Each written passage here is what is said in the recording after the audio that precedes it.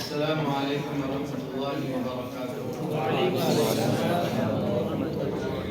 الحمد للہ رب العالمین والصلاة والسلام علی سیدنا ونبینا محمد خاتم النبیین وعلی آلہ واصحابہ اجمعین، اما بعد فقد قال رسول اللہ صلی اللہ علیہ وسلم: إن العلماء ورثة الأنبياء وإن الأنبياء لم يورثوا دينارا ولا درهما وإنما ورثوا العلم فمن أخذه أخذ بحظ وافر. وقال رسول الله صلى الله عليه وسلم: يحمل هذا العلم من كل خلف عدوله ينفون عنه تحريف الغالين وانتحال المبطلين وتأويل الجاهلين، او كما قال عليه الصلاة والسلام.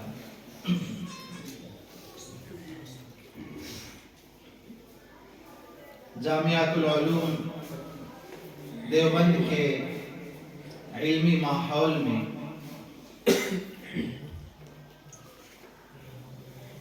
اس ادارے کے روح رواں مائے ناز فقیہ اور محدث حضرت مولانا مفتی محمد احسان صاحب قاسمی دامت برکاتہم العالیہ، استاد حدیث و مفتی دارالعلوم وقف دیوبند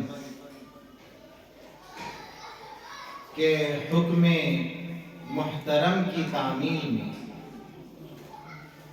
آج ہم سب جمع ہیں.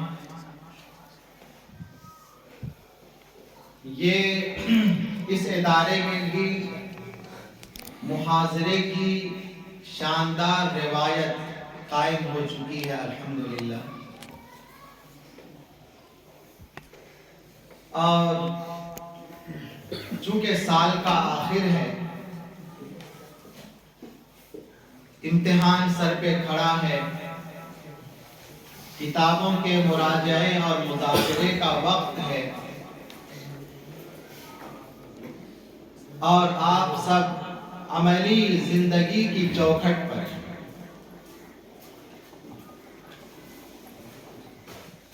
حضرت والا کا فون آیا اور کہا کہ تمہارا محاضرہ پیر کے دن عنوان بتاؤ. تو دارالعلوم وقف دیوبند میں اہل سنت والجماعت کے افکار و نظریات پر طلبہ سے ہر ہفتے کچھ نہ کچھ کہنا ہوتا ہے. سوچا کہ اسی کو دہرا دیا جائے. اس میں دو تین حکمتیں پیش نظر تھیں.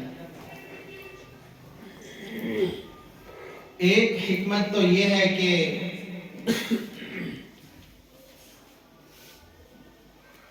اب آخری سال میں کسی گہرے موضوع کو لے کر آخر سال تک آتے آتے طلبہ بھی کتابوں کی مراجعات کرتے کرتے تھک چکے ہوتے ہیں، تو سوچا کہ ہلکے پھلکے موضوعات رکھے جائیں. دوسری بات یہ تھی کہ اب اگلی زندگی عملی شروع ہونے والی ہے، تو موضوع کچھ ایسا رہے کہ جس کا رشتہ ماضی، حال اور مستقبل تینوں سے قائم رہے. تیسری حکمت یہ تھی کہ عام طور سے دارالعلوم اور اس سے وابستہ اداروں سے فارغ ہونے والے تمام فضلاء کو علماء دیوبند کا نمائندہ سمجھا جاتا ہے. حقیقت یہ ہے کہ انہیں نمائندہ سمجھا جانا چاہیے، مگر جو نمائندہ ہیں انہیں پتا تو چلے کہ ہم جن کے نمائندہ ہیں ان کے فکری امتیازات کیا ہیں، ان کے فقہی امتیازات کیا ہیں، ورنہ بعض دفعہ ایسی باتیں سامنے آ جاتی ہیں جن سے نہ صرف یہ کہ اختلاف رائے ہوتا ہے بلکہ شرمندگی کی حد تک چیزیں پہنچ جاتی ہیں۔ سوشل میڈیا کے دور میں کوئی بھی انسان قاسمی لگا کر کچھ لکھ دے تو یہ سمجھا جاتا ہے کہ بھئی یہ دارالعلوم اور دارالعلوم وقف دیوبند کا فاضل ہے، حالانکہ جس نے اپنے نام کے ساتھ قاسمی لگایا کون جانتا ہے، کس نے تحقیق کی کہ یہ شخص قاسمی ہے؟ اس نے تو ایک لاحقہ لگایا ہوا ہے، اور یہ لگانا آسان ہے، کوئی بھی لگا سکتا ہے، نام ہی تو بدلنا ہے۔ تو بہرحال طلبہ عزیز، ادارے جو ہوتے ہیں، جو بھی ادارے، تعلیمی ادارے، وہ تعلیم کے لیے ہوتے ہیں۔ تعلیمی اداروں میں اصلاً نصاب اور کتاب کا معاملہ پیش نظر ہوتا ہے، اسی لیے عام اداروں میں فکر اور افکار و نظریات زیر بحث نہیں ہوتے، نہ پڑھانے والوں میں افکار و نظریات کی مطابقت شرط ہوتی ہے، نہ پڑھنے والوں میں۔ جیسے آپ سرکاری اداروں میں، اسکولوں میں، کالجوں میں، یونیورسٹیوں میں وہ نصاب پڑھنا ہوتا ہے، کیا افکار ہیں، کیا نظریات ہیں، پڑھانے والے کس مذہب اور مسلک سے تعلق رکھتے ہیں، پڑھنے والے کس مذہب اور مکتب مسلک سے تعلق رکھتے ہیں، وہ چیزیں پیش نظر نہیں ہوتی ہیں۔ لیکن کتابیں پڑھنا، عالم بننا، مفتی بننا، یہ تو بہت سارے اداروں میں ہو سکتا ہے، ہو ہی رہا ہے، لیکن ہمارے لیے اور آپ کے لیے یہ انتہائی شرف کی بات ہے کہ ہمیں تعلیم کے ذریعے، تعلیم کے عنوان سے ہی ہم ایسی ایک تحریک سے وابستہ ہوئے جس نے بر صغیر میں احیاء اسلام کا عظیم فریضہ انجام دیا، جس نے ملک و ملت کی ہمہ جہت ضرورتوں کا احساس کیا اور انتہائی حکمت اور بصیرت سے، اپنے علمی گہرائی سے، اپنے تدبر سے، اپنے فکر و نظر سے، اپنے مواقف سے، اپنے کارناموں سے ملک و ملت کی تمام ضرورت کے لیے وہ کھڑے ہوئے۔ یہ ہمارے لیے شرف ہے کہ علم کہیں بھی حاصل کیا جا سکتا تھا، مگر یہ اس تحریک سے وابستگی، ایسی شخصیات سے وابستگی آسان نہیں تھی۔ ہم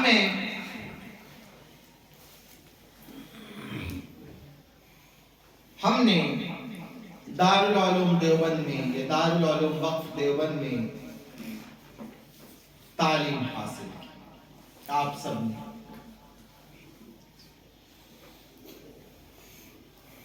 ان اداروں کے اکابرین کی جو اصل شناخت رہی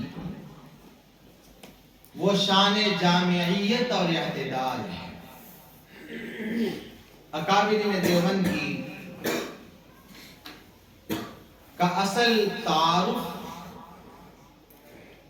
وہ شان جامعیت اور اعتدال ہے، اور یہ جامعیت اور اعتدال دراصل اس امت کی خصوصیت ہے۔ قرآن کریم میں امت کے 4 اوصاف آئے ہیں. شعبہ بحث و تحقیق کے بھی طلبہ ہیں. کس کس کو یاد ہے؟ امت کی پہلی صفت ہے امتن مسلمہ. اللہ کے بندوں کی تو بہت سارے صفات قرآن میں آئی ہے. امت کے لیے 4 اوصاف آئے ہیں. پہلا وصف تو یہی ہے امتن مسلمتن. یہ تو ہمارا نام ہی ہو گیا امت مسلمہ. دوسرا وصف ہے امتن وسطا، معتدل امت.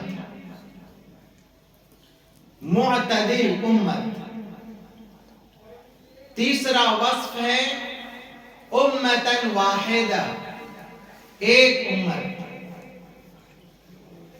اور چوتھا وصف ہے خیر امت. امت کے لیے یہی 4 اوصاف ہیں. اعتدال کیا ہوتا ہے؟ اعتدال میانہ روی، درمیانی چال. کسی چیز کے اگر 3 حصے ہو سکتے ہیں تو دائیں بائیں کو چھوڑ کر بیچ والا راستہ وہ راہ اعتدال ہے. صراط مستقیم جس کو کہتے ہیں، بیچ کی راہ. 3 جہتیں ہیں، دایاں بایاں اور بیچ، تو بیچ کی راہ اعتدال. لیکن ہر چیز میں 3 حصے بن جائیں ضروری نہیں ہے. سچ اور جھوٹ کے بیچ میں کوئی تیسرا حصہ نہیں. عدل اور فسق کے بیچ میں کوئی تیسرا پہلو نہیں ہے. حق اور باطل کے بیچ میں کوئی تیسرا نہیں ہے. تو وسط کا، اعتدال کا دوسرا مفہوم ہے افضل اور بہتر. تو معتدل امت یعنی تمام معاملات میں درمیانی راہ اختیار کرنے والی امت، یا بہتر رائے، بہتر افکار، بہتر اعمال و اخلاق و کردار اپنانے والی امت. یہ امت کا وصف ہے. اعتدال، جامعیت. اور چونکہ یہ امت کا وصف ہے اور تمام معاملات میں ہمیں اعتدال اختیار کرنا ہے، اس لیے یہ جامعیت کی شان رکھتی ہے. افکار میں اعتدال ہونے چاہیے، اخلاق میں اعتدال ہونے چاہیے، اعمال میں اعتدال ہونے چاہیے، فقہ و فتاوی میں اعتدال ہونا چاہیے، عبادات معاملات میں اعتدال ہونا چاہیے. یہ امت کا ایک خصوصی وصف ہے. امت کے اور بھی فرقے بنے، لیکن جو سواد اعظم ہے امت کا وہ اہل سنت والجماعت کے لقب سے ملقب ہے. وہی طائفہ منصورہ ہے. امت کا سواد اعظم وہی ہے اہل سنت والجماعت. اہل سنت والجماعت کے افکار کی کتابیں موجود ہیں. اہل سنت والجماعت کے عقائد کی کتابیں موجود ہیں. اہل سنت والجماعت کے فقہ و فتاوی کی کتابیں موجود ہیں. اہل سنت والجماعت کے تزکیہ و احسان و تصوف کی کتابیں متعین ہیں. ہر دور میں اہل سنت والجماعت کے افکار اور فقہ و فتاوی اور تصوف و سلوک کی جو بھی نمائندہ کتابیں ہیں، دراصل وہی علماء دیوبند کی نمائندہ کتابیں. چونکہ علماء دیوبند اہل سنت والجماعت کے تاریخی تسلسل کا ایک حصہ ہے، یہ ان کا اصل تعارف ہے. چنانچہ حضرت حکیم الاسلام قاری محمد طیب صاحب رحمۃ اللہ علیہ نے جب علماء دیوبند کے دینی رخ اور مسلکی مزاج نامی کتاب کے ذریعے علماء دیوبند کے افکار و نظریات کی وضاحت لکھی، تو حضرت مفتی تقی عثمانی صاحب دامت برکاتہم العالیہ نے اس کتاب کے مقدمے میں یہ بات لکھی کہ حقیقت یہ ہے کہ علماء دیوبند کے افکار و نظریات کی وضاحت کے لیے کسی الگ سے مستقل کتاب کی ضرورت نہیں ہے، کہ اہل سنت والجماعت کی افکار و نظریات، فقہ و مسائل اور تصوف و سلوک کی جو بھی کتابیں معتبر ہیں وہی ان کی کتاب ہے۔ لیکن حالات بعد میں بنے، لوگوں نے لفظ اہل السنہ والجماعت کا بھی استعمال اس طرح سے شروع کیا کہ اور عجیب و غریب غلط فہمیاں پھیلائی گئیں، اور خود دارالعلوم سے یا اس سے وابستہ اداروں سے جو فضلاء رہے وہ بہت سارے غیر تربیت یافتہ تھے، وہ ان افکار کی اہمیت کو نہیں سمجھ سکے اور غیر معتدل رجحانات پیدا ہوئے، تو کتاب لکھنے کی ضرورت تھی۔ ہمیں یہ سمجھنا چاہیے کہ علماء دیوبند کے امتیازات کیا ہیں، کیا رہے ہیں۔ آپ کو معلوم ہے کہ ہندوستان میں ظاہر سی بات ہے کہ علماء کی کمی نہیں رہی۔ شروع سے علماء آئے، صحابہ بھی آئے، بعض صحابہ بھی آئے ہندوستان میں، تابعین آئے، فاتحین تو بعد میں آئے، مصلحین پہلے آئے، جنہوں نے اپنے علم سے، اپنے اخلاق سے دلوں کو فتح کیا۔ جنوبی ہندوستان میں اسلام مصلحین کے ذریعے، علماء کے ذریعے، تاجروں کے ذریعے آیا۔ شمالی ہندوستان میں اسلام فاتحین کے ذریعے آیا۔ اسی لیے شمالی ہندوستان میں ماحول کشیدہ رہتے ہیں، ماحول کی کشیدگی یہاں پائی جاتی ہے۔ وہ شروع سے وہ عنصر چلا آ رہا ہے، کیونکہ فتوحات ہیں اور اقتدار ہے، اور اقتدار کی وجہ سے ایک نشہ ہے، اور ادھر جو اسلام آیا ہے وہ مصلحین کی دعوتوں کے ذریعے آیا۔ لیکن جب یہاں اصلاح اور تجدید کی بات ہوتی ہے تو دو شخصیتوں کا نام نمایاں طور پر لیا جاتا ہے۔ بات کیا ہے کہ آپ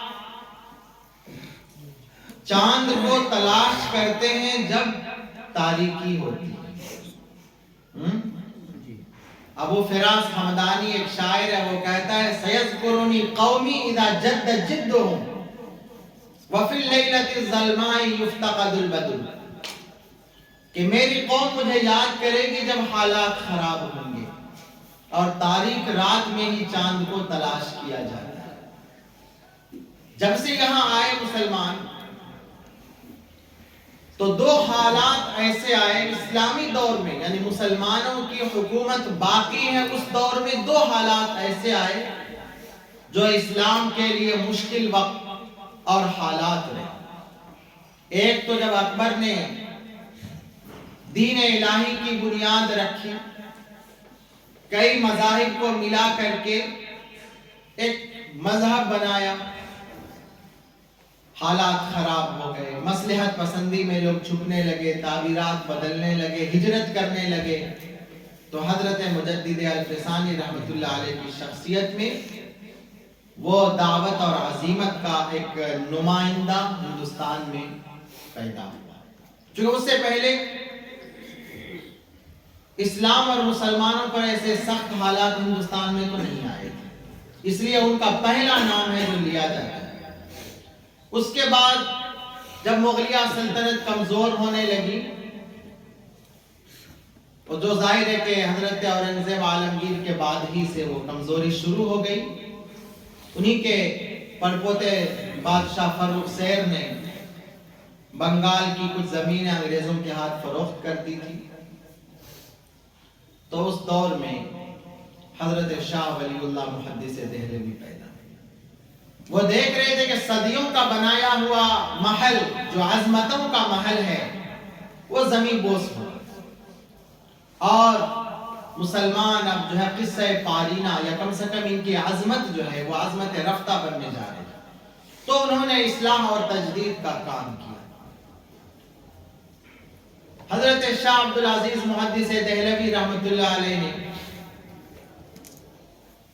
محسوس کر لیا کہ اب یہاں کچھ باقی نہیں ہے، تو انہوں نے فتویٰ دے دیا تھا دارالحرب کا اس کا۔ حضرت شاہ عبدالعزیز رحمۃ اللہ علیہ کے تلامذہ ہی انگریزوں سے مقابلے کے لیے میدان میں کود گئے تھے۔ حضرت الامام مولانا محمد قاسم نانوتوی رحمۃ اللہ علیہ دراصل حضرت شاہ ولی اللہ رحمۃ اللہ علیہ کی شخصیت سے جو اصلاح اور تجدید کی بہت ساری نہریں نکلی اسی سے وابستہ تھے۔ حضرت الامام مولانا محمد قاسم نانوتوی، قطب الارشاد حضرت مولانا رشید احمد گنگوہی رحمۃ اللہ علیہما نے دہلی میں حضرت شاہ عبد الغنی مجددی رحمۃ اللہ علیہ سے حدیث پڑھی۔ انہوں نے حضرت شاہ اسحاق رحمۃ اللہ علیہ سے، انہوں نے حضرت شاہ عبدالعزیز محدث دہلوی رحمۃ اللہ علیہ سے، یہ اسی سلسلے کے ہیں۔ حضرت دہلی میں ہے، دہلی سے فراغت کے بعد میرٹھ میں ہے کہ سب سے پہلا جو مسئلہ آیا وہ یہ کہ مکمل طریقے سے ملک انگریزوں کے قبضے میں چلا گیا۔ 1857 میں پھر غدر کا دور شروع ہوا، میرٹھ سے ہی وہ تحریک شروع ہوئی اور پہلے سے بھی چلا رہا تھا، مگر 1857 کا غدر میرٹھ سے شروع، اور علاقے میں جب اس کی لہر پھیلی ہے تو وہ شاملی کا میدان۔ تو انہوں نے دیکھا خارجی طور پر کتنے مسائل ہیں، مسائل کو ذرا سا ایک نظر اب جائزہ لیں کہ سیاسی طور پر بے دست و پا ہو گئے ہیں، انگریز قابض ہو گئے ہیں، اور ظاہر ہے کہ قیادت میں آپ آگے ہیں تو ظاہر ہے آپ ہی سب سے زیادہ تختہ مشق بھی ہیں، مشق ستم بھی آپ ہی ہیں۔ اس کے بعد وہ جو دور گزرا تھا مغلیہ دور کا، اس میں شیعوں کے اثرات اتنے زیادہ بڑھ گئے تھے، رسم و رواج کی اتنی کثرت ہو گئی تھی کہ فلاں کے بکرے ہیں تو فلاں کی جھنڈیاں ہیں تو فلاں کی اگربتیاں ہیں، فلاں کی موم بتیاں ہیں، فلاں کی قربانیاں ہیں، اور نہ جانے کیا کیا ہیں، اور گھروں میں ہر گھر اسی کی زد میں ہے داخلی طور پر۔ انگریزوں نے قبضے کے بعد یہ شروع کیا کہ پادریوں کو بلایا، پادریوں نے مذہب پر، اسلام پر سخت حملے کیے اور مسلمانوں کے دلوں میں شکوک و شبہات پیدا کرنے کی کوششیں کی، یہاں کے باشندوں کو خوف دلا کر، ڈرا کر یا لالچ سے انہیں مذہب تبدیل کرنے کی کوشش کر۔ مناظرے شروع ہونے لگے۔ حضرت الامام مولانا محمد قاسم نانوتوی رحمۃ اللہ علیہ نے شاہجہاں پور میں لگاتار 2 سال عیسائیوں سے مناظرے کی۔ اسی طرح حالات سے شہ پا کر جو آریہ سماج کے لوگ تھے، جن کی نسل آج ہندوازم کو آگے بڑھانے میں لگی ہوئی ہے، حالات سے شہ پا کر وہ بھی جگہ جگہ شکوک و شبہات، اور پنڈت دیانند سرسوتی نے اپنی کتاب ستیہ رتھ پرکاش میں جو 14واں باب لکھا وہ اسلام کے رد میں لکھا، تو ایسے چلتا رہا معاملہ۔ مباحثہ شاہجہاں پور میں پہلے سال تو آریہ سماج کے نمائندے نے خود کو پیچھے کر لیا تھا، مگر دوسرے سال کو بھی شریک ہوئے۔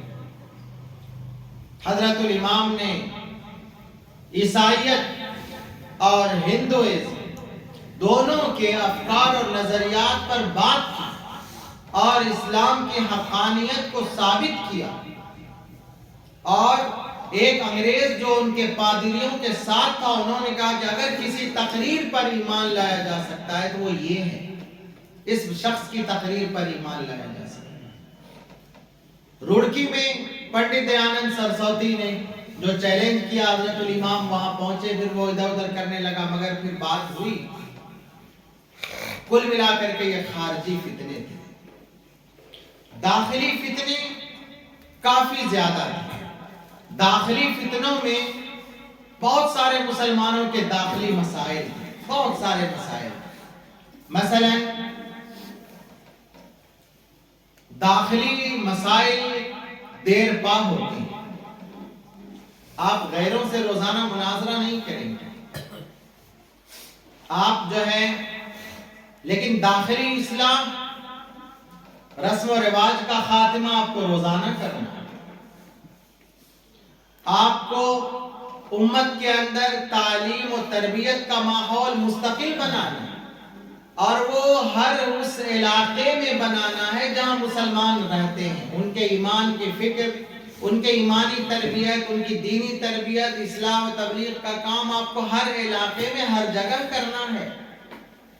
مناظرے تو چند لوگوں سے ہوں گے جو اس میدان کے ہوں گے، مگر ایک ایک مسلمان کے دین و ایمان کی فکر کرنے کے لیے آپ کو ہر جگہ پہنچنا ہوگا، مگر افراد نہیں ہیں۔ افراد سازی کے لیے دارالعلوم دیوبند کا قیام عمل میں آیا، چونکہ روشنی ہر علاقے میں پہنچانی ہے، ہر جگہ اصلاح کا کام کرنا ہے۔ افراد چاہیے، افراد یہاں سے تیار کیے کہ ہر محاذ پر کام کرنے کے لیے افراد یہاں سے تیار ہیں۔ جس طرح سے خارجی محاذ پر مقابلے تھے، داخلی سطح پر بھی مقابلے تھے۔ تو یہ بہت توجہ سے سننے کی ضرورت ہے۔ یعنی ہم تو یہ سمجھ رہے ہیں کہ انگریزوں سے مقابلہ تھا، ہم یہ سمجھ رہے ہیں کہ عیسائیوں سے مقابلہ تھا، اور آریہ سماج کے لوگوں سے مقابلہ تھا، اور مسلمانوں کے صف میں سے ہی بعد میں قادیانی نام کا شیطان اور کذاب نکلا، اس سے بھی مقابلہ، لیکن وہ بعد میں لوگوں نے کیا، لیکن وہ بھی ایک مقابلہ خارجی تھا۔ داخلی طور پر بھی کئی محاذوں پر معرکے جاری تھے، ہم نہیں کر رہے تھے، لیکن وہ معرکے پہلے سے جاری تھے۔ ایک معرکہ تھا علوم عقلیہ اور علوم نقلیہ کے درمیان۔ جو علوم عقلیہ پڑھاتے تھے وہاں کتاب و سنت کا گزر نہیں تھا، یا بس قسم کھانے کے لیے، اور جو علوم نقلیہ والے تھے وہاں علوم عقلیہ کا گزر نہیں تھا، یا برائے نام۔ وہاں بھی رسا کشی تھی کہ یہ اس پر فائق ہے، علوم عقلیہ والے علوم نقلیہ والے کے خلاف، اور علوم نقلیہ والے علوم عقلیہ کے خلاف بالکل دست و گریباں رہتے تھے۔ جیسے بعد کے ادوار میں مدرسہ اور دینی تعلیم اور عصری تعلیم کے درمیان ایک عرصے تک رسا کشی رہی، یہ بھی غلط ہی تھا، وہ بھی غلط تھا۔ اکابرین دیوبند نے جو نصاب بنایا، جس نصاب کو لے کر کے آگے چلے، اس میں عقل اور نقل کا بہترین اجتماع کیا گیا۔ تفسیر کی کتابیں رکھی گئی، ترجمہ مکمل کرایا گیا، صحاح ستہ ہے، مشکات المصابیح ہے، اس کے ساتھ موطا ہے، موطئین ہے، کہیے دونوں روایتوں سے موطا ہے، اور شرح و معانی الاثار ہیں۔ تفسیر کی کئی کتابیں ہیں، جلالین ہے، بیضاوی ہے، نصفی ہے، اب جو ہے جلالین رہ گئی ہے، تفسیروں میں بقیہ تفسیر ہے۔ تو یہ علوم عقلیہ اور نقلیہ کا حسین امتزاج، جس نے بغداد اور کوفہ کی یادیں تازہ کر دی کہ سارے علوم یہاں مل جاتے ہیں۔ ایک معرکہ تھا شریعت اور طریقت کے درمیان۔ ہاں، تو یہ علوم ظاہریہ والے ہیں، یہ علوم باطنیہ والے ہیں۔ جو ظاہری علوم کے ماہر ہیں وہ الگ وادی میں ہیں، اور جو باطنی علوم رکھتے ہیں وہ الگ وادی میں ہیں۔ یہ کہتے ہیں کہ آپ نہیں سمجھیں گے ہمیں، ہم الگ چیز ہیں، ہم حقیقت والے ہیں، ہم اہل حقائق ہیں، آپ نہیں سمجھیں گے. اور وہ کہتے تھے کہ نہیں تم اہل بدعت ہو، شریعت ہی وہ ہے جو ہم کر رہے ہیں. اور جو ارباب تصوف تھے ان کے پاس علم شریعت، چونکہ وہ علوم ظاہریہ کو بدنام بھی کرتے تھے تو علم شریعت حاصل بھی نہیں کرتے. تصوف جہلا کے ہاتھ میں تھا، اور تصوف چند من گھڑت رسم و رواج کا نام بن گیا تھا. جو ادھر ارباب شریعت تھے ان میں غالب وہ لوگ تھے جو اہل دل نہیں تھے، جو ظاہر ہی پر چلا کرتے تھے، جو قلبی امور پر جن کی توجہ نہیں ہوا کرتی تھی. اکابرین دیوبند نے یہ دیوار بھی ختم کی، یہ خلیج بھی انہوں نے پاٹا کہ ایک طرف وہ علوم ظاہریہ میں امام تھے اپنے اپنے علوم اور فنون کے، تو وہ تصوف اور اصلاح کے بھی امام تھے. اکابرین میں سے آپ جس کی سیرت اور شخصیت کو پڑھیں، آپ ان کی تحقیقات کو دیکھیں کہ وہ اسلامی علوم میں کس پائے کے لوگ ہیں، نابغہ روزگار قسم کے لوگ ہیں. اور دوسری طرف ان کے اخلاق و کردار کو دیکھیں، ان کے اعمال کو دیکھیں، ان کی وابستگی دیکھیں تصوف اور سلوک سے. مگر انہوں نے یہاں کیا کیا؟ یہاں بھی تجدید کا کام کیا کہ تصوف اور سلوک میں بھی جو بہت سے رسم و رواج آ گئے تھے اس کو انہوں نے کیا کیا؟ دور کیا بہت ساری چیزوں سے. اس لیے بہت سارے لکھنے والوں نے یہ لکھا، خاص طور سے حضرت تھانوی رحمۃ اللہ علیہ کے بارے میں، کہ انہوں نے اصلاح و سلوک کی تجدید کی. حضرت فرماتے تھے، حضرت مولانا عبد الباری ندوی رحمۃ اللہ علیہ، کہ عجمی تصوف نے ان کے ہاتھ پر اسلام قبول کیا، تو انہوں نے شریعت اور طریقت کو جمع کیا. ایک فقہ کے باب میں بھی ایک ہنگامہ برپا تھا، چونکہ حضرت شاہ ولی اللہ رحمۃ اللہ علیہ نے ایک حرکت پیدا کر دی تھی، عقل اور نقل کو جمع کر دیا تھا. لوگ عقل سے سوچنے اور عقل اور نقل کے اجتماع کا ایک مسئلہ بنا تھا. اس کی وجہ سے دو تحریکیں بہرحال بنی. ایک تو فقہ کے باب میں جامد تقلید تھی ہی، ایک طرف فقہ میں جامد تقلید تھی کہ بس جو لکھا ہوا ہے اس سے آگے نہیں بڑھنا، جو شامی میں ہے اس سے آگے نہیں بڑھنا، جو فلاں جگہ لکھا ہوا ہے اس سے آگے نہیں، بالکل جامد. اور ایک یہ ہے کہ بھئی تقلید ہی سے آزاد ہو رہے ہیں. یہاں بھی ایک معرکہ برپا ہے. حضرت سید احمد شہید رحمۃ اللہ علیہ، اگرچہ ان کی زندگی اس معرکے میں سر نہیں ہوئی فقہی اور مسائل میں، وہ تو آزادی ہندوستان، آزادی ملک کے نامور قائد رہے،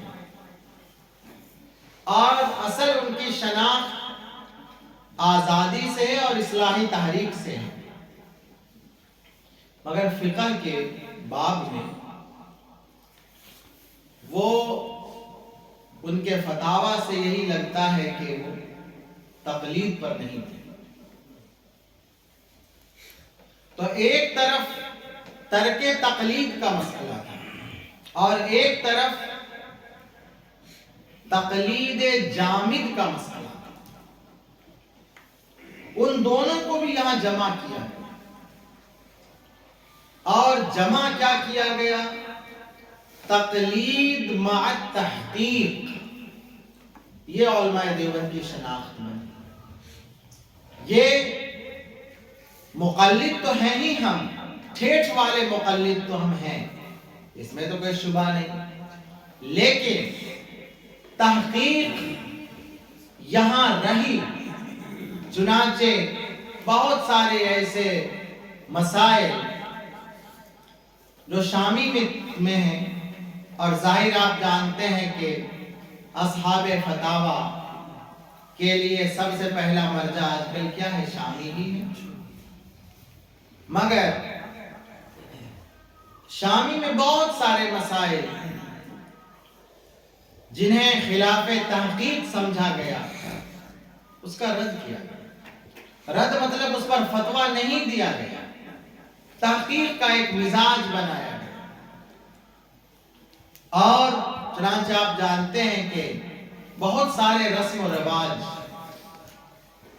جو اہل بدعات کرتے ہیں، شامی میں اس کا تذکرہ موجود ہے۔ پھول ڈالنا، چادر چڑھانا، مل جائیں گے، اگرچہ دوسری روایتیں بھی ہیں وہیں پر۔ علماء نے اس کو رد کیا، کبھی جو مؤید بالنص نے تحقیق کی جائے گی اس کی، اور اس کی ایک فہرست لمبی بنائی جا سکتی۔ اسی طرح سے احناف کا ایک موقف بہت سارے مسائل میں چلا آ رہا تھا تحقیق کے بعد، بالخصوص وہ مسائل جن میں نصوص کا تعارض ہے، ان میں جمع و تطبیق کی راہ جو اختیار کی گئی تو متاخرین حنفیہ سے الگ بھی رہی۔ مثال کے طور پر مقتدی جو ہے قراءت خلف الامام کرے، یہ مکروہ تحریمی ہے، آپ نے پڑھا متون یکرہ تحریم، نور النظام میں یہ لکھا ہوا، بقیہ اور کتابوں میں کہ یہ مکروہ تحریمی ہے۔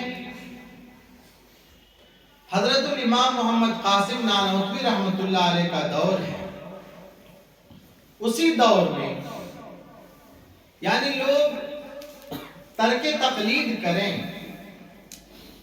وہ اتنا بڑا مسئلہ نہیں ہے، اس لیے کہ تقلید کے واجب ہونے کے باوجود بعد میں بھی ایسے علماء چند رہے جنہوں نے تقلید نہیں کی، مگر پھر بھی ان کے اقوال اور ان کے آراء کو اہتمام اور احترام سے نقل کیا جاتا ہے کتابوں میں۔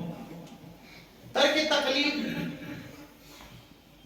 اتنا بڑا مسئلہ نہیں ہے، اس سے زیادہ بڑا مسئلہ یہ ہے کہ ترک تقلید کے ساتھ ائمہ دین، علماء دین کو طعنہ دیا جائے، ان کے ساتھ بدگمانی یا بدزبانی کی جائے، اور تقلید کرنے والی عوام کو گمراہ قرار دیا جائے، ایک فتنہ پھیلایا جائے۔ یہ بالکل ایک فتنۃ عامیہ، اندھا فتنہ ہے جو یہاں ہندوستان میں شروع کیا گیا۔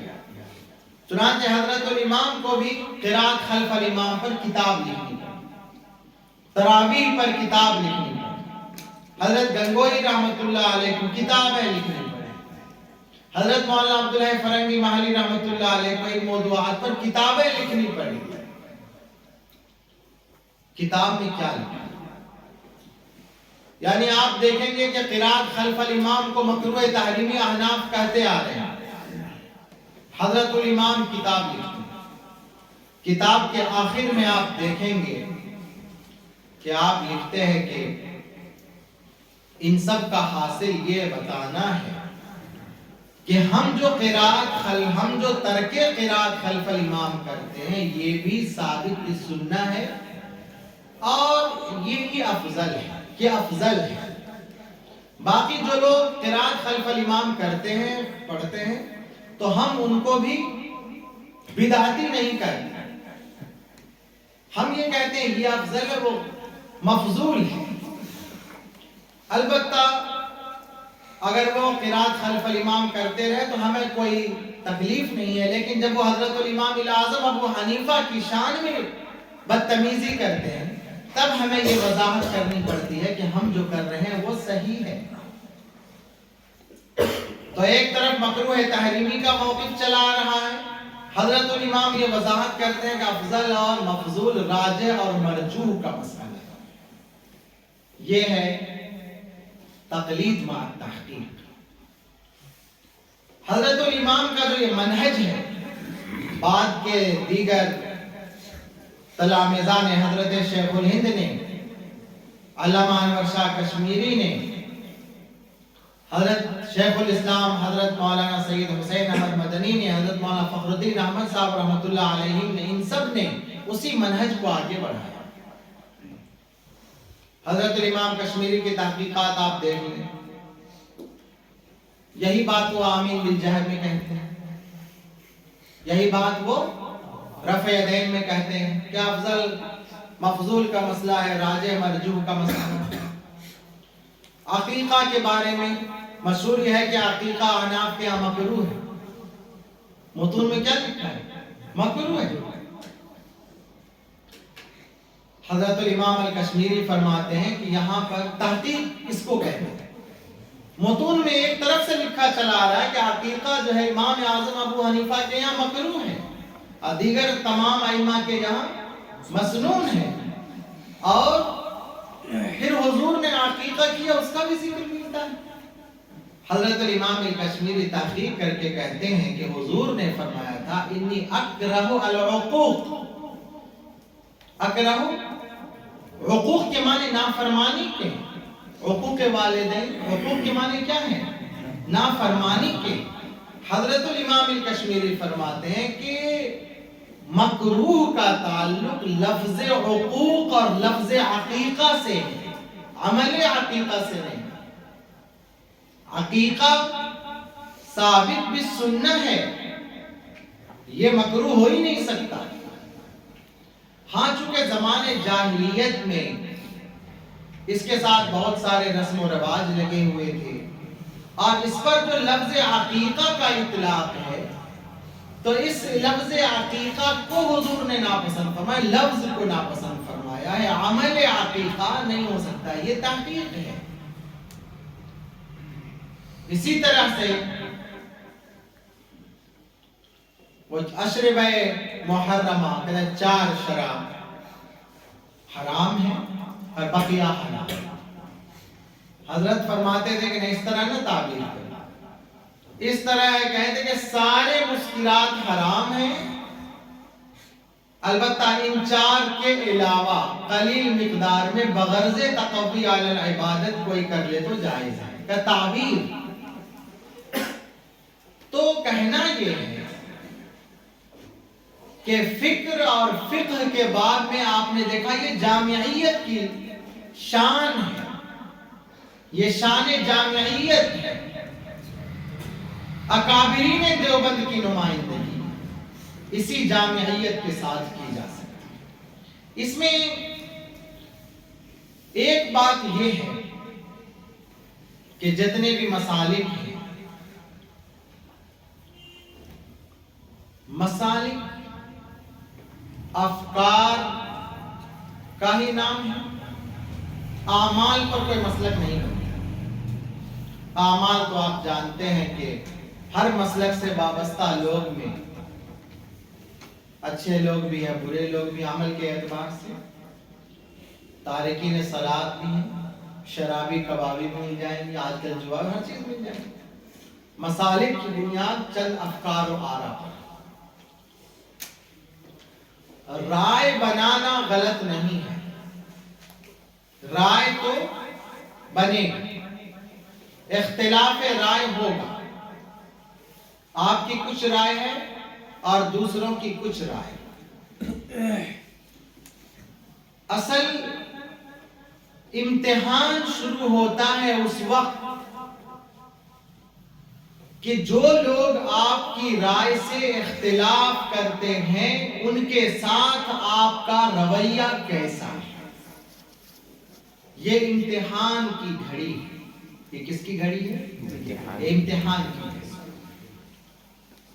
ہندوستان میں بلکہ عالم اسلام کو بھی آپ دیکھیں تو مثال کے طور پر چلے ہندوستان کو لیجئے تو جو لوگ اہل سنت والجماعت سے وابستہ بتائے جاتے ہیں، میں کہتا ہوں کہ چند مسائل میں چلیے اختلافات ماننے کے باوجود اہل سنت والجماعت سے وابستہ جو جماعتیں مانی جاتی ہیں ان میں سلفی اہل حدیث ہے، ایک جماعت بریلویت ہے، ایک جماعت دیوبندی۔ سب کے افکار ہیں، سب کے اپنے اپنے افکار. بعض مسائل میں، تمام مسائل میں تو نہیں، بعض مسائل میں اپنے اپنے افکار. ان مسائل میں جن میں اپنے اپنے افکار ہیں، ان میں دیکھنا یہ ہے کہ مخالف رائے رکھنے والے لوگوں کے ساتھ آپ کا طرز کیا ہے. علماء دیوبند نے رسم و رواج کے مسئلے میں اور بھی کچھ مسائل میں جو معلوم ہی ہے، ان سے بریلوی حضرات سے اختلاف رہا. براہ راست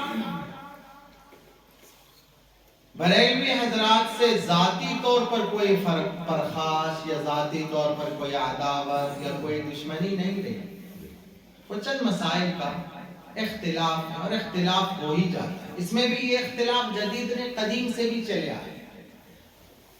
اصلاح اور بدعات کے مسئلے میں بھی کچھ علماء متساہل رہے اور کچھ علماء متصلب اور متشدد بھی رہے.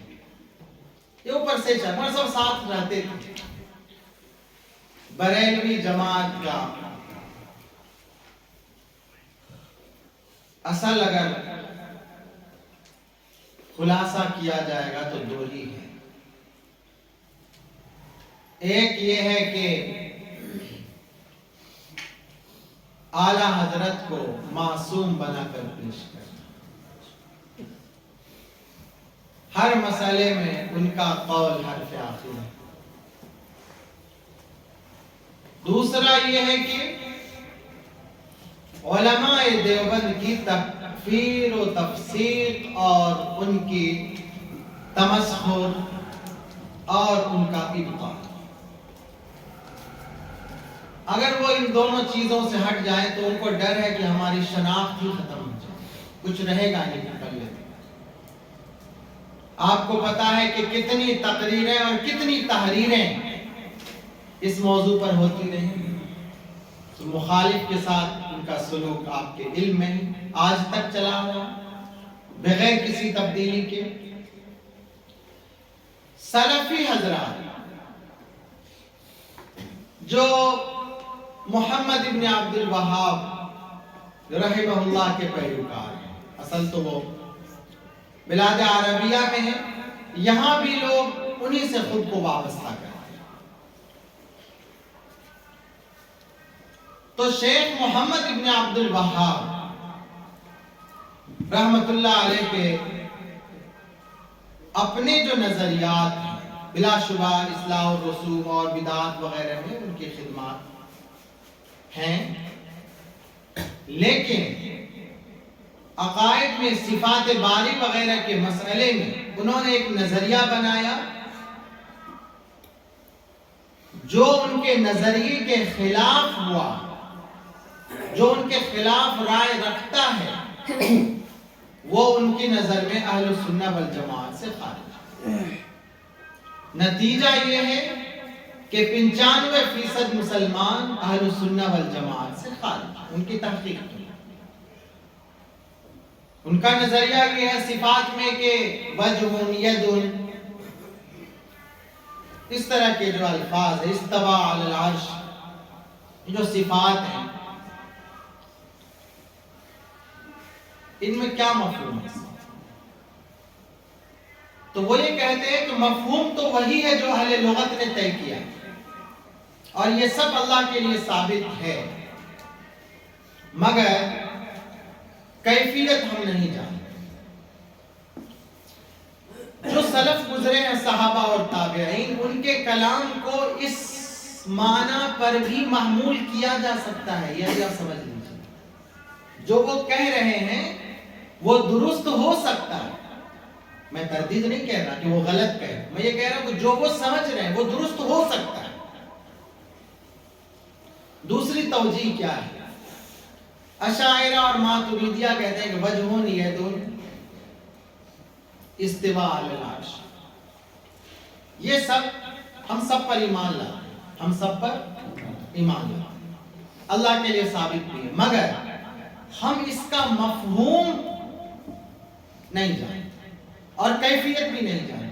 ان کا کیا اتنا سا ہے کہ مفہوم بھی وہی ہے جو اہل لغت نے طے کیا ہے، کیفیت نہیں جانتے۔ علماء اشاعرہ ماتریدیہ کیا کہتے ہیں؟ بھائی اللہ کے لیے تو ہے مگر مفہوم بھی ہم نہیں جانتے، چونکہ بعض دفعہ ایک ہی لفظ الگ الگ نسبتوں سے الگ الگ معنی رکھتا ہے، ایک ہی لفظ الگ نسبتوں سے الگ معنی رکھتا ہے، پھر عربی میں حقیقت بھی ہے، مجاز بھی ہے۔ اس لیے وہی مفہوم جو لغت والوں نے طے کیا ہو ضروری نہیں ہے۔ پھر اللہ تعالیٰ نے قرآن میں فرمایا والراسخون فی العلم یقولون آمنا بھی، ایمان لاتے ہیں، تو اسے بھی تائید ہو رہی ہے جو دوسرا مفہوم ہے، یہ نہیں کہتے ہم ثابت کرتے ہیں، ایمان لاتے ہیں، بھائی کل من عند ربنا، رب کی طرف سے ہے، تو اس آیت سے تو بظاہر دوسرے ہی معنی کی تائید ہوتی ہے، مگر ہم یہ کہتے ہیں کہ وہ بھی صحیح ہو سکتا ہے۔ درسگاہ میں بھی کہہ چکا ہوں کہ سلف سے جو اس باب میں اقوال مروی ہیں ان کو اس معنی پر بھی محمول کرنا ممکن ہے، اس معنی پر بھی محمول کرنا ممکن، ہم دونوں کو صحیح سمجھ سکتے ہیں، مگر انہوں نے ایک مفہوم طے کیا اور جنہوں نے ان کی مخالفت کی ان کو سیدھے اہل سنہ والجماعت سے خارج کر دیا۔ اب ہمارے لوگوں کا کیا نظریہ رہا؟ علامہ انور شاہ کشمیری رحمت اللہ علیہ بھاولپور میں کہ خاتون کے شوہر نے قادیانیت اختیار کر لیا تھا، عدالت میں مسئلہ گیا کہ دونوں کو جدا کیا جائے، قادیانی کے وکیل نے کہا کہ نہیں، قادیانی کافر نہیں ہے، قادیانی کے کفر کو ثابت کرنا ہے۔ علامہ انور شاہ کشمیری وہاں پہنچے ہیں تو کہتا ہے قادیانی وکیل کہ بھئی علماء کے کفر کا کیا ہے؟ بریلی دیوبندی کی تکفیر کرتا ہے، دیوبندی بریلی کی تکفیر کرتا ہے، آپ لوگ تو کافر بناتے ہی رہتے ہیں، تو آپ نے اگر ان کو بھی کافر کہہ دیا تو کیا ہو گیا؟ نکاح تو بریلی دیوبندی میں ہو ہی رہا، یہاں بھی ہو جائے گا۔ حضرت نے فرمایا نہیں، دیوبندی اور بریلی کا اختلاف دوسری نوعیت کا ہے اور قادیانی کے ساتھ اختلاف دوسری نوعیت کا ہے۔ قادیانیوں کے ساتھ اختلاف ہمارا قانونی ہے، بنیادی ہے، اصولی ہے، اور بریلویوں کے ساتھ ہمارا اختلاف واقعات کا ہے، فروعات کا ہے، وہ ذیلی ہے۔ تو دو باتیں معلوم ہوئی۔ نمبر ایک، اختلافات میں حدود کو جاننا ضروری ہے، اختلافات میں حدود سے واقفیت بے حد ضروری ہے، دائرہ حدود میں رہ کر کے ہم بات کریں گے۔ اور دوسرے یہ ہے کہ دیکھیں کہ تکفیر کرتے ہیں وہ اس کے باوجود یہ رویہ رکھا کہ واقعات کا اختلاف ہم کافر نہیں کہتے ہیں، یہ تسامح مع المخالفین۔ اسی طرح سے اور بھی بہت سارے مسائل ہیں، لیکن ایک واقعہ حضرت کے ملفوظات میں آیا ہے، افادات و ملفوظ، تحفۃ العلماء کتاب نہیں حضرت تھانوی رحمۃ اللہ علیہ کی، اس میں بھی واقعہ آیا کہ حضرت تھانوی رحمۃ اللہ علیہ فرماتے ہیں کہ کانپور میں ایک شخص میرے پاس آیا اور بریلوی حضرات کی، اہل بدعت کی برائی کرنا شروع کر دی کہ وہ یہ کرتے ہیں، وہ یہ کرتے ہیں، وہ یہ کرتے ہیں، وہ یہ کہتے ہیں اور وہ یہ کرتے ہیں۔ حضرت تھانوی رحمۃ اللہ علیہ کہتے ہیں کہ میں نے بریلوی حضرات کی طرف سے ان کے اعمال اور ان کے اقوال کی تعویل کرنا شروع کر دی۔ کیا کر دی؟ ارے وہ جو یہ کہتے ہیں نا تو یہ مطلب ہے ان کا، یعنی ان کا صحیح مطلب ہے، وہ جو یہ کام کر رہے ہیں نا تو ان کا یہ مطلب ہے، ان کی طرف سے تعویل کرنا شروع کر دی۔ اس کے بعد اس شخص نے غیر مقلدین کی برائیاں کرنا شروع کر دی، تو حضرت کہتے ہیں کہ میں نے پھر غیر مقلدین کی طرف سے تعویلات کرنا شروع کر دی کہ وہ جو ایسا کرتے ہیں تو اس لیے ایسا کرتے ہیں، اس لیے ایسا کرتے ہیں، تعویلات شروع کر دی۔ وہ شخص حیرت میں، وہ کہہ رہا ہے، حیرت سے پوچھ رہا ہے کہ حضرت آپ کا مسلک کیا ہے آخر؟ آپ کس مسلک کے؟ حضرت کہتے ہیں میرا مسلک ہے یا ایھالذین آمنوا کونوا قوامین للہ شہداء بالقسط ولا یجرمنکم شنآن قوم علی الا تعدلوا اعدلوا هو اقرب للتقوی. عدل و انصاف. ہمارے یہاں یہ نہیں ہے کہ اختلاف ہوا تو بس ذاتیات پر اتر آئے. ذکر تم چھیڑو اور ہم اس کو آگے بڑھائیں، تم غیبت شروع کرو اور ہم اس غیبت کو لے کر آگے بڑھ جائیں. یہ ہمارا مسلک نہیں ہے. اور بھی بہت ساری چیزیں تھیں. طلبہ عزیز، ایک مسئلہ میں ذکر کر دوں. ہمارے اپنی جماعت سے بھی لوگ وابستہ رہے. ابھی ان کو پڑھاتا ہوں شعبہ تحقیق میں. کتنا وقت ہمارے پاس ہے؟ میں یہ چاہتا ہوں، آخری وقت ہے، کہ اگر یہ جو علماء دیوبند ہیں، چلے اگلا موضوع میں چھوڑ دیتا ہوں. یہ جو علماء دیوبند ہیں، آپ اور ہم تو رہتے ہیں یہیں، آپ نے بھی اتنا وقت گزارا، ان کی کتابیں پڑھی، تصنیفات اور تالیفات پڑھی. آپ ان میں کیا دیکھتے ہیں؟ نمبر ایک، بلکہ اس کو حضرت نے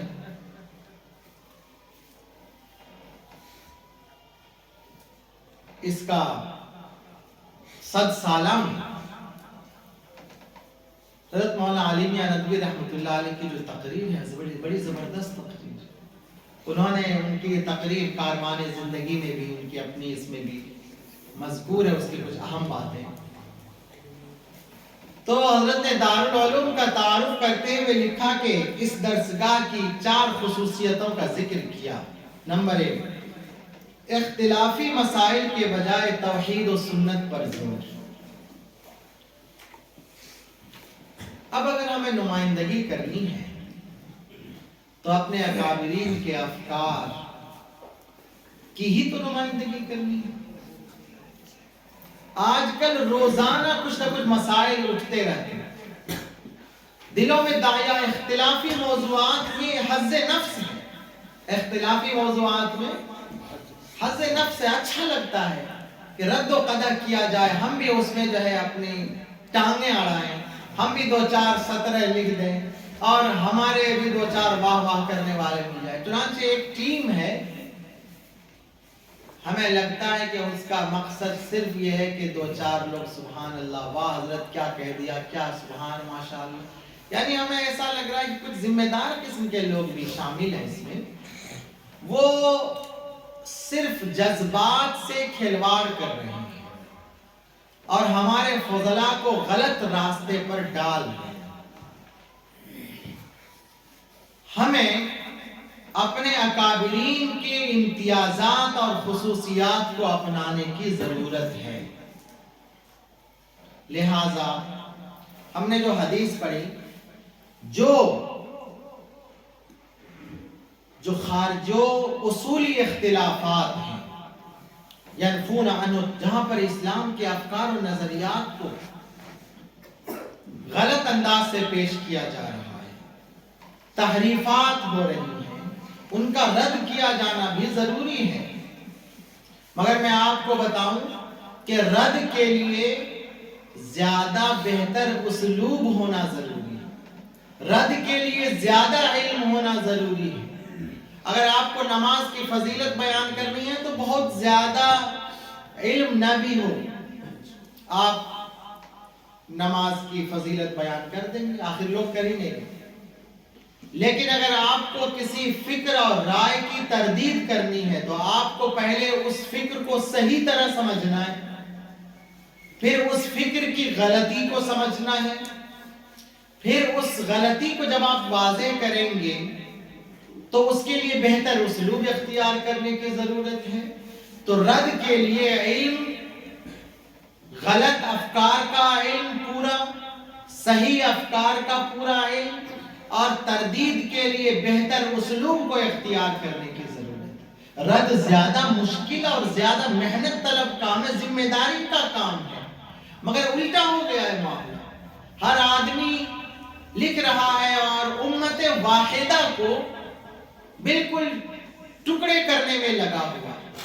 یہ جو میں نے جماعت دیوبند کی خصوصیت بتائی کہ کس طرح سے انہوں نے علوم عقلیہ نقلیہ کے اختلاف کو ختم کیا، شریعت و طریقت کے اختلاف کو ختم کیا، اور اس کے بعد تقلید کے تعلق سے جو چیزیں تھی اس کو ختم کیا، اور اسی طرح سے انہوں نے ایک چیز اور بھی رہ گئی تھی کہ ایک ہے کتاب و سنت اور ایک ہے شخصیات۔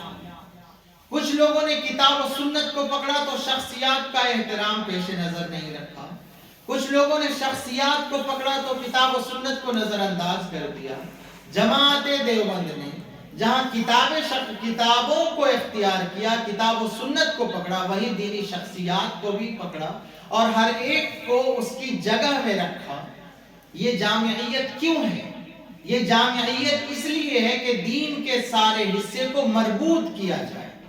مخالفین کے ساتھ اتنا نرم رویہ کیوں ہے؟ اپنے موقف میں سخت ہیں، موقف سخت ہے، مگر جو حضرات مخالفین ہیں مخالفوں کے ساتھ اتنا نرم گوشہ کیوں ہے؟ اس لیے ہے کہ امت کو متحد رکھنا چاہتی ہے، اور امت واحدہ اس امت کی بنیادی خصوصیت ہے۔ تو ہمیں بھی وہ سوئی بننا ہے جس کے ذریعے سے کپڑوں کو جوڑا جاتا ہے، پیوند کاری کی جاتی ہے۔ ہمیں وہ قینچی نہیں بننی ہے کہ بس جہاں بھی ملے تو کپڑے کٹ جاتے ہیں، دو قینچیوں کے دو حصے ملیں گے تو بیچ کا کپڑا کٹ جائے گا، وہ نہیں بننا۔ آج کل اس کی ضرورت ہے۔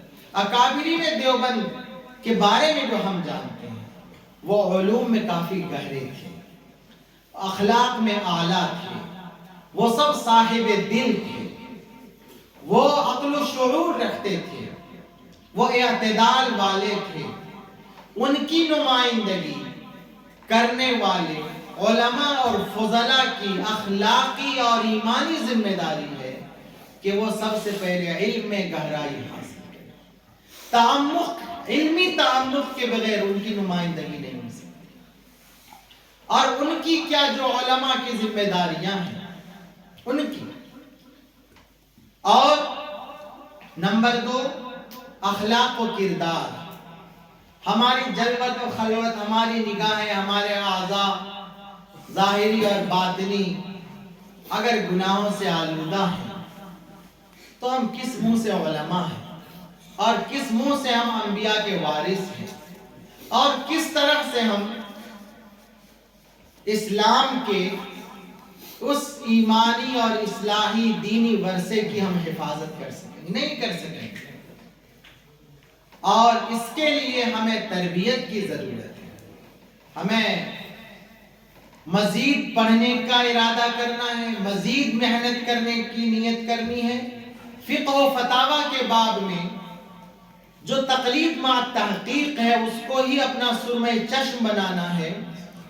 احناف سب سے بڑے پکے والے مقلد ہیں، مگر نئے مسائل کے حل میں احناف سے زیادہ اجتہاد کسی نے نہیں کیا۔ یہ بھی احناف کے کھاتے میں جائے گا کہ دور حاضر میں جو مسائل پیدا ہوئے احناف نے ہاتھ نہیں کھڑے کیے، ان مسائل کے حل کرنے والوں میں وہ پیش دکھائی دیتے ہیں۔ ان سے زیادہ اجتہاد بھی کسی نے نہیں کیا، اور وہ ٹھیٹ مقلد تو ہے ہی۔ دارالعلوم دیوبند کو دنیا میں حنفیت کا سب سے بڑا مرکز مانا جاتا ہے، یہ علماء عرب کا اعتراف ہے، مگر یہاں کا اسوہ تقلید مع تحقیق۔ فقہ و فتاوی کا میدان ظاہر ہے کہ محنت کا میدان ہے۔ آپ سب نے یہاں علم حاصل کیا ہے تو ایسا نہیں کہ پوچھا گیا گوگل پہ سرچ کیا۔ گوگل پہ سرچ تو لوگ بھی کر لیتے ہیں، آپ سے لوگ کب پوچھتے ہیں یا تو کچھ لوگ جو 2-4% ہی جتنے کم فیصد میں طے نہیں کر سکتا جو حقیقتاً دیندار ہوتے وہ، یا زیادہ تر فتاوا میں اختلاف اور تعارض کو حل کرنے کے لیے آپ سے رجوع ہے۔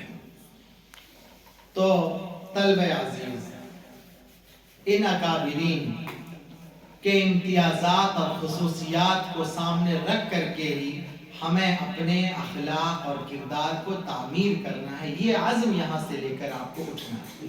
حضرت مولانا علی میاں نے 100 سالہ میں 4 خصوصیات بیان کی تھی۔ نمبر 1، اختلافی مسائل کے بجائے توحید و سنت پر زور، کہ خامخواہ اختلافی مسائل کو جا بجا ہر گفتگو میں، ہر تقریر میں چھیڑے چلے جا رہے ہیں، ہر وقت اسی موضوع پر لکھ رہے ہیں، اسی پر بول رہے ہیں۔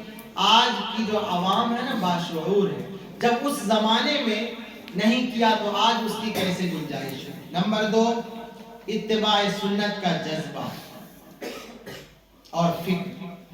اتباع سنت کی اتباع، سنت کے بغیر تو کچھ بھی نہیں ہے۔ اما جہاں سنت آتی ہے بدعت خود ختم ہو جاتی ہے۔ جہاں سنت آتی ہے بدعت، یا حضرت علی رضی اللہ عنہ سے منقول بھی، تو یہ سوچا گیا کہ بھائی بدعات و خرافات بہت زیادہ ہیں، تاریکیاں بہت زیادہ ہیں، سنت کے چراغ جلائے جائیں، سنت کو اپنایا جائے، اپنی ذات میں، اپنے گھروں میں اس کو فروغ دیا جائے۔ نمبر 3، تعلق مع اللہ کے فکر، ایک اتباع سنت عملی زندگی میں، اور قلب تعلق مع اللہ۔ ہمارے طلبہ تعلق مع اللہ میں کمزور ہوتے ہیں، اس لیے کہ تصوف سے ان کی وابستگی کمزور ہے۔ طلبہ عزیز، اس تعلق سے بھی آپ کو فکر مند ہونے کی ضرورت ہے۔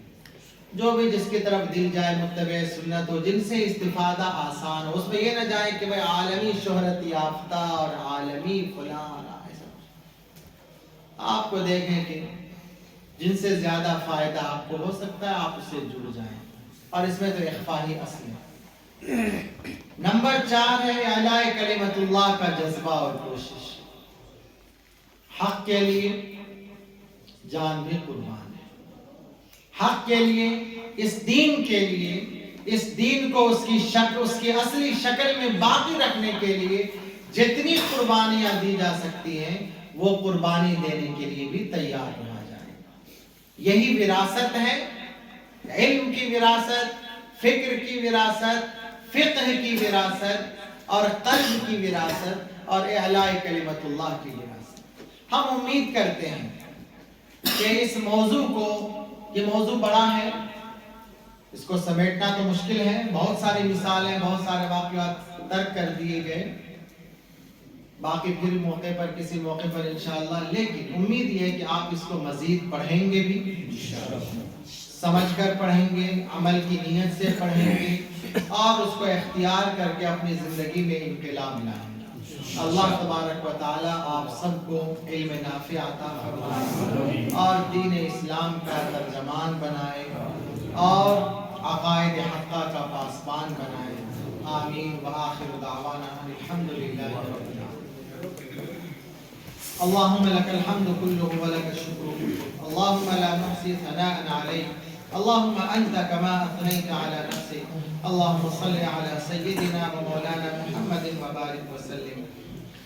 ربنا لا تزغ قلوبنا بعد إذ هديتنا وهب لنا من لدنك رحمة إنك أنت الوهاب۔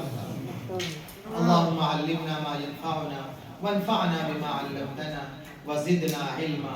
اے اللہ ہم سب کی خطاؤں کو معاف فرمائے، مولا کریم کوتاہیوں کو، غفلتوں کو معاف فرمائے، مولا ہدایت پر استقامت عطا فرمائیے، استقامت کے ساتھ ترقیات عطا فرمائیے، مولا کریم ہم سب کو علم نافع عطا فرمائیے، اپنے علم پر عمل کرنے کی توفیق مرحمت فرمائیے، مولا ہمارے علم کو ہمارے لیے رحمت، برکت اور رفع درجات کا ذریعہ بنائیے، مولا ہمارے علم کو ہمارے لیے وبال جان نہ بنائیے، مولا کریم बाअमल उलमा में हमें शामिल फरमाइए। मौला करीम हम सबको सेहत और आफियत अता फरमाइए, हम सब के अहले खाना को सेहत और आफियत अता फरमाइए। मौला करीम जामियातुल उलूम के ये तलबा और दीगर इदारों से तशरीफ़ लाए तलब अजीज़ को मौला कबूल फरमाइए। मौला इनके लिए खिदमत दीन की राह आसान फरमा दीजिए। मौला करीम इनके लिए मुस्तक़बल में काम के बेहतर मौक़े अता फरमाइए।